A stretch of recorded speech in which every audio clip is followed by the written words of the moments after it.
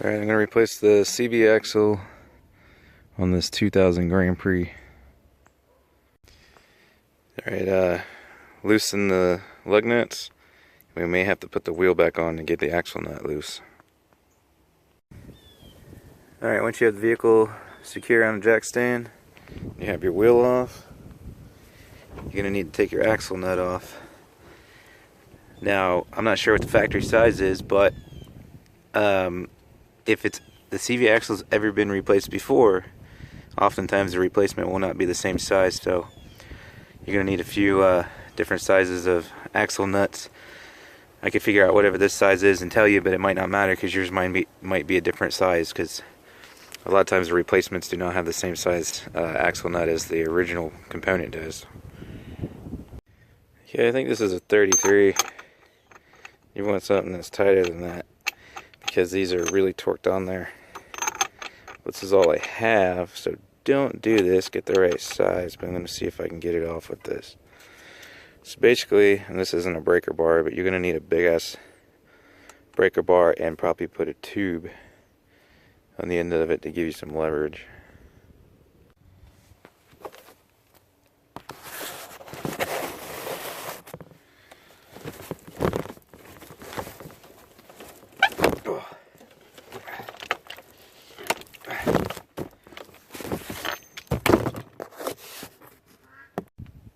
Okay, this one wasn't that tight because I just recently had it off to do the wheel bearing. But don't be surprised if you need a breaker bar bigger than this and then put a pipe over the end of it and even have to stand on it and jump on it to get it off, because usually they're really tight. Now, if it's so tight that it spins the wheel on the other side, you can put this wheel back on and pop out the center cap and put the weight of the car back on it with it in park. That way you can break it free. Alright, so you want to take these nuts off and bolts. This is a 13/16 socket, and this whole spindle should tip forward. It should give us enough room to get this axle out. But you're going to want to use something pretty heavy duty. You should be using a breaker bar, because these are going to be really tight. 1/2-inch drive is really advised. I doubt I can do this with one hand, but okay. Alright. Not as bad as I thought they would be. Let's see if this one breaks free.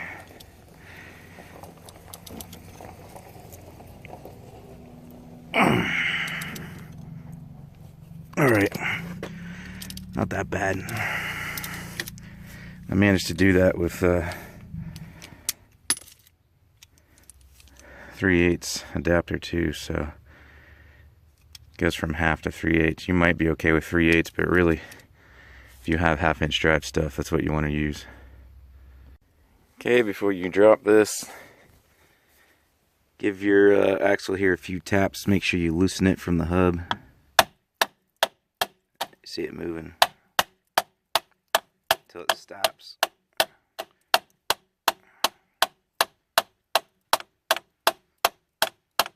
Okay, it stopped. And get these out. Ooh, there's gonna be a little stuck in there.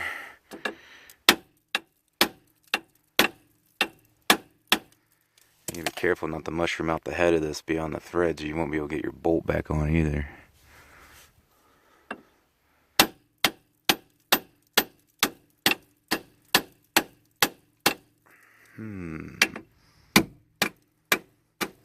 There, that one's going.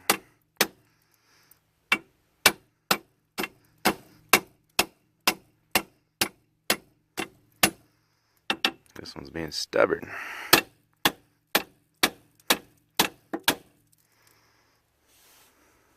Careful hammering those out. That one just shot out, bounced off of there, and came back at me, so watch out for flying bolts. This one's being stubborn and starting to mushroom out on me. I might have to put a wooden block on it and hit the crap out of it. I think that's what I'm going to go do. Can't mushroom this out beyond these threads, or you won't be able to get your nut back on. and give that a try, but I'm gonna need both hands to do this. Sorry, I'm a little out of breath from hammering on this. I see what's going on here. You can see that's not lined up. So basically what happened was, once I got that one pin out, this whole assembly dropped, and so now all the weight of it is sitting on this bolt, and is why it doesn't want to go.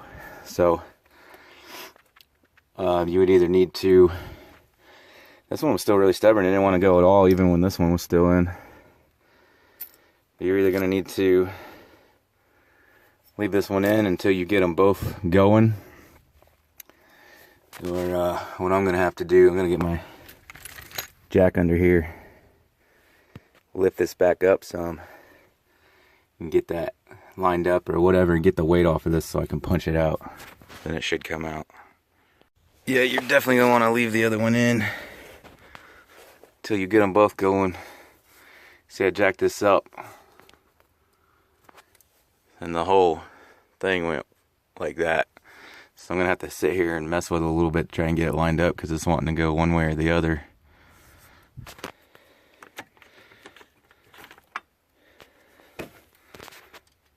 Oh, there we go, it's not too bad. I got this bottom part lined up to where it doesn't look like anything would keep it from going through, but this top part, you can see the gap at the bottom. And then up here, it's catching. So that's the problem I'm dealing with. I'm gonna have to get like a pry bar or something under here to try to just lift it up a little to get it up off of that so I can hammer it out. Let's see, I hammered this one back in, so it's all the way reinstalled, and you can see there's a nice little gap all the way around it, whereas this one is still binding up on the top. So even with that one fully installed, it's not making a difference. So I don't know if this is like slightly warped or bent or what. So you shouldn't run into this, but I am, so I'm showing it. This one's fully installed and clears. Makes no difference on this one.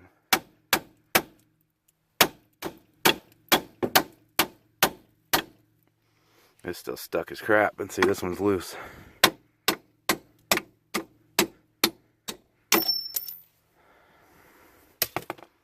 Alright. Get this thing situated against the tie rod here and the bottom of it under there.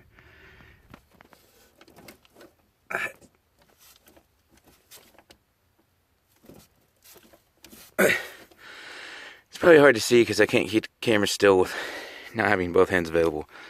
But I'm getting it to move a little there, so I'm going to have an assistant push down on this while I try to hammer that out. Alright, that worked. I actually just stood on it with my foot. Gave it a few good, real hard hits. You can see it's starting to come out now. So it should be good to go. Finally.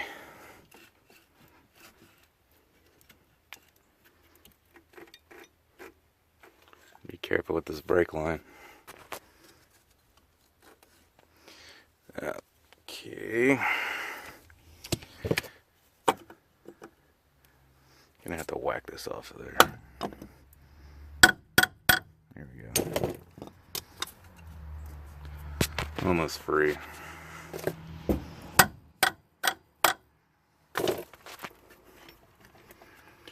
Two hands. Okay, so whole thing just kind of falls apart. Axle pushes through.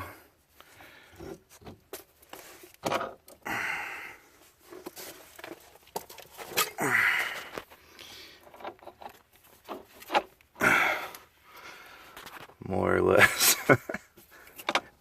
It's such a pain in the ass to do all this with one hand. Alright, so there's the axle. So this just pulls out of the way without having to take the tie rod off or ball joints or control arm or any of that shit. And you just need to be careful, really try not to pinch your brake line there. pulled on it a little, but should be fine. So there's your shitty axle. Now we just gotta get underneath here and pry it out from the transmission. And when you do that, you're gonna have tranny fluid that's gonna come out. So you're gonna want to put a pail under it, catch your transmission fluid to put it back into the car. Or if you want, you can just go ahead and change your transmission fluid while you're at it. Then you just drain the fluid and then whatever. But for most people, you're gonna put a pan under it, catch it, and then put it back in the car when you're done. So I'm gonna get a pry bar so we can pry this axle out. Alright, I'm underneath it here. See, there's a shock tower and brake and all that. So you're gonna need to get under here and get a crowbar in here and pry that out. I already got it started. This wasn't working very well for me. I managed to catch the edge right here while holding it in place and pop it out. This is a ball joint fork or whatever the hell you want to call it. So I got it free. Shit. See? Should have been. Fuck, this thing's sideways. Should have been tranny fluid coming out of there.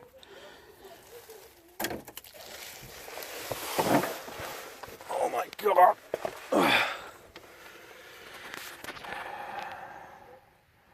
Yeah, it might have been low on tranny fluid.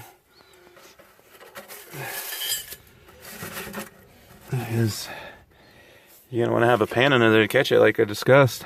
Nothing's coming out. I can see the fluid, but I think it's low.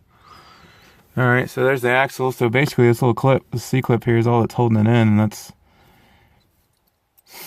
when you pry out on it, that's what you're getting caught up on. And once you put enough force on it, it'll pop out.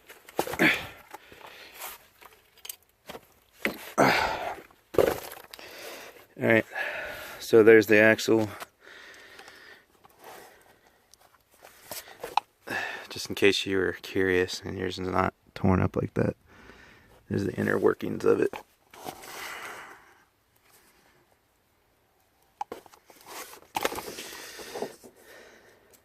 Alright. Now this one side is slightly different. I got both new ones. Go grab it real quick and we'll compare old to new. Okay, so here's the two new axles. I ordered both because I'm doing both sides. So the passenger side here is this one, and you got your spline shaft or whatever you want to call it. It's going to go into the transmission. So then on the other side, apparently you can see the difference. Apparently on the other side you're going to have a piece similar to this coming out of the transmission that this is going to slide over. So I may add that to this video since they're different. I'm not sure yet. Depends on how long this ends up being, but make sure you got the right side, especially if you're only replacing one. So this is the passenger side. This is the driver's side, apparently, because it's different. Alright, so now would be a good time to replace the seal if you're so inclined. You know, if it was leaking anything out of there where the shaft goes under the transmission, or if you want to just do it out of precautions in case maybe it'll start leaking down the road just due to old age and such. So obviously if you want to do that, you're going to do it now while the axle's out. It's up to you. Just put a seal pull in there and pop it out. But I don't have any leaks, so, and most people aren't going to replace them. I'm going with the motto, if it ain't broke, don't fix it. But if you want to be extra cautious and, you know, you're afraid that, well, what if the old seal goes when I'm done and such, then maybe you want to go ahead and replace it now. But for me, I'm just going to leave it. Most people do. Up to you. Alright, so I'm going to need both hands for this, obviously. So I'm going to go ahead and get her in there. You're just going to try to line up these teeth. And I think it's probably going to catch on this C-clip here. We'll get to that when we get there. I need both hands. And if you want, you could put some of the appropriate assembly grease on this if you want, but I'm gonna go ahead and just stick her in there. Okay, sorry I couldn't get that on camera for you. I just had to bend it a little so I can get that lined up straight. And holding it with both hands, once I was sure the teeth were aligned and I could feel it slide in just a little bit, then it was just the C-clip holding me back, like I said. And with both hands, I just gave it a few good shoves while holding it perfectly straight and lined up, and it popped in. I had quite a bit of force, but it went. It wasn't terribly difficult, but you are going to have to manhandle it a little. Okay, now I'm ready to put it back through the hub. Get this axle nut off of here. So now I'm just going to have to line these teeth up. With the teeth in the hub there. So you're just going to have to move everything a little and get it lined up. I need both hands again. You're going to have to twist this end of it in like this so you can get it past all this shit. Okay, real tight fit the way I'm getting it. There's one caliper bolt. There's a bolt behind it. I'm having to go under it while pulling out on the caliper. And that's how you're going to get it through there. Don't need both hands. Well, fuck, there's this little bolt here. I gotta pull back on it enough to get this out of the way. Nope, I lied. You want to go this way. Pull it forward and push it past the brake hose. And your nipple there. Bleeder valve, whatever. And then you should be able to get it down. Yep. Now I can get it in there and get it lined up. I'm going to need both hands though. Okay, got her there. Good to go. Got it lined up. Well, let's try to shake there. Got it in there. It's all lined up. So now I need to bolt my this thing back up to the shock. I remember this is a little bit of bitch trying to get it out, so I'm just gonna have to probably work with it, prying on this and shit again, and wobbling everything around, try to get these bolts lined up and back through there. And you just want to make sure that you get your teeth. God, I need a camera, man. Once you get it through that far, make sure that these teeth are lined up. That way you're not gonna fuck it up or you're getting stuck and can't get it through because you're not teeth lined up. So get it to that point, try to twist it, make sure they're lined up, and then fully install it. Top and bottom. Alright, like I said, you really want to try not to mushroom it out like that. I did the damn best I could and I couldn't get that fucker out, so I'm just going to take my grinder here, fix these edges up a little bit so I can get my nut back over and get it installed. There you go. Now my nut should fit.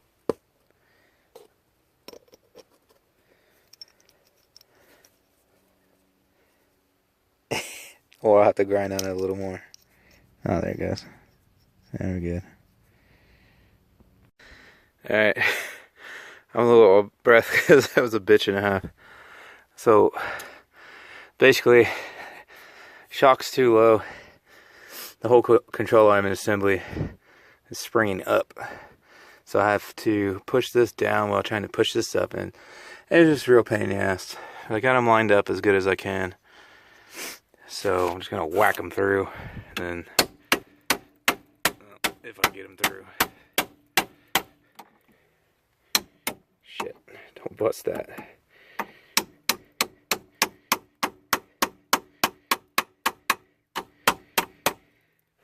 I might have to put pressure on it one way or other while I tap it in to get them to go through.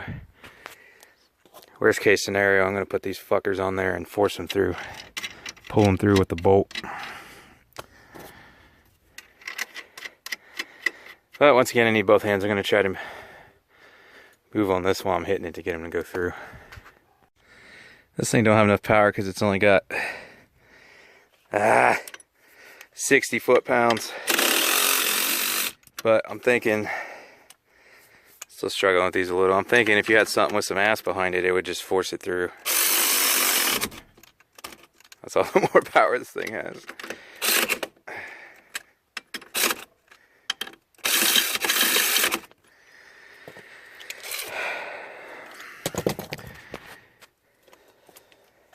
If I even had a little over 100 foot-pounds, it would probably pull them through.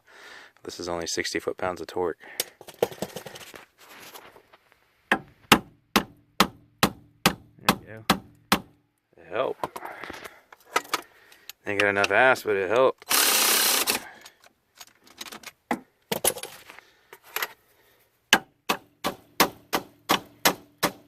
There you go.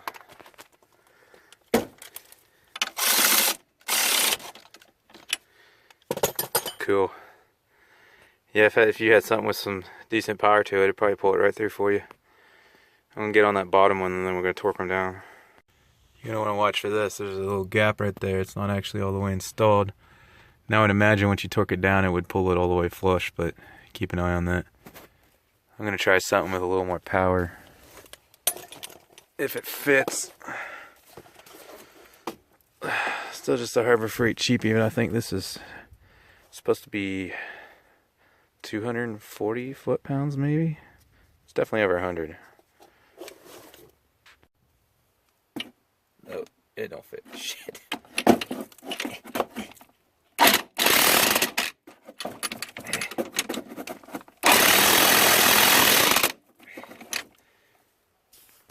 This damn thing don't fit in there. This is just way easier.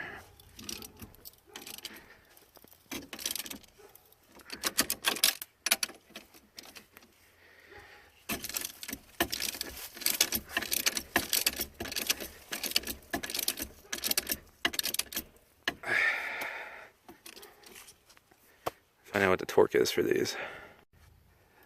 There's a little gap there because it's bowed out, but that's fine, it don't matter. Shit's just a little bent, as long as you're tight up here and there. Figure out what the torque is here and tell you. Alright, these are 90 foot-pounds.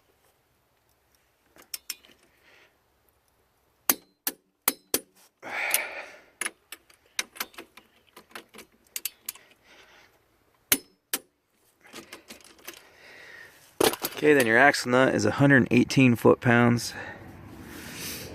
And like I said, if you have to, throw the wheel back on, pop your center cap out, put the weight of the vehicle on it. That way you can torque it down. Or you may be able to do it with it up like this. Alright, 120 foot-pounds.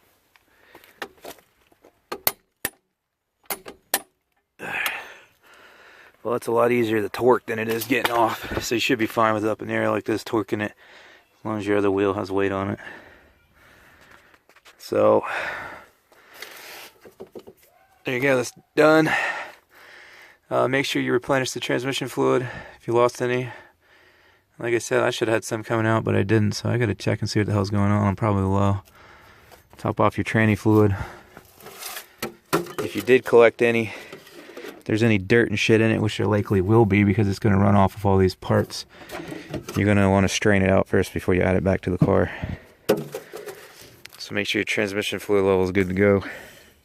Check with your service manual on how to fill it, what have you.